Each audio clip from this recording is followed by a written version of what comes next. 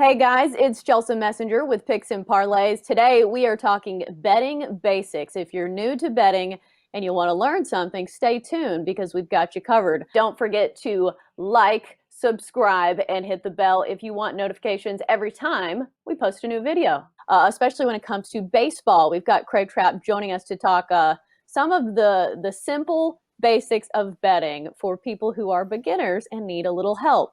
So let's start off with money line. When you're betting on baseball, explain the money line, why you would bet it, and just the basics of it. Well, when you're betting baseball, we call it a money line sport because there's not necessarily a spread like most people are used to for football, basketball, hockey, and baseball are in money line sports. So you got to bet. The favorite is going to have a minus number, and the underdog is going to have a plus number, which we'll cover here in a second. But so when you come into baseball, the easiest thing is just pick who's going to win. So when you're betting money line for any sport, but especially baseball and hockey, it's you just got to pick the winner. Right. Okay, so let's dive into some of the numbers. If someone is looking at a bet slip, they're going to see some numbers on the card.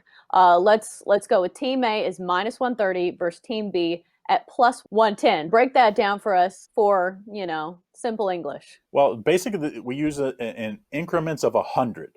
That's kind of how you do money line betting. So when you see a minus number, that's how much you have to bet to win $100. So if you want to bet Team A to win, you got to bet 130 to win 100.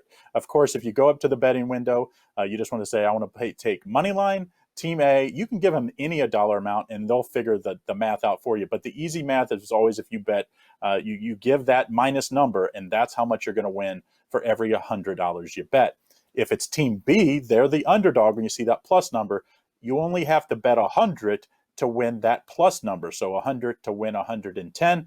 And obviously, most people, as far as experts, are always going to be leaning towards the underdogs as you get that nice juicy payoff, and people like that. But when it comes to baseball money line, you just have to pick the winner. And if you go up to the betting window, all you have to do is say money line and the team you're going to give it, and they'll actually figure out what the payoff's going to be for you. If you're playing online, which so many people do nowadays, it's super easy because if you put the dollar amount in, of course, they'll figure it up for you as well. And then quickly, let's just talk about the juice for a little bit because beginner bettors can sometimes be swindled into taking some bets that have a little too much juice on them. Sure. Usually, I always say as a handicapper, I don't usually lay when it comes to moneyline sports anything higher than minus 175 to minus 180 because once you get into that amount, it's just too much on the other side.